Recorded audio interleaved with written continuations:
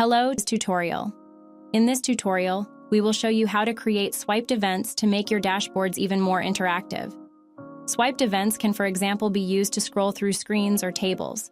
It is important to know that hardware such as a touchscreen or mouse must be connected to your Peakboard device for a swiped event. To create a swiped event, you can click on Global Events under Scripts, and then create an event for the respective direction in which you want to swipe. We start with the Swiped Up event. Here we can now create our script as usual, which is to be executed when swiping in this direction.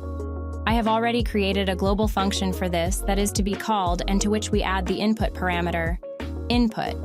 Here we insert the direction in which the swipe was made. You can find out how to create global functions in another video. I transfer this procedure for the other directions in which swiping is possible, and then I can already see that the script is executed as desired when interacting with my dashboard. Thank you for watching. In the description, you will find links to the templates page where you can download this project and the corresponding article on our help page.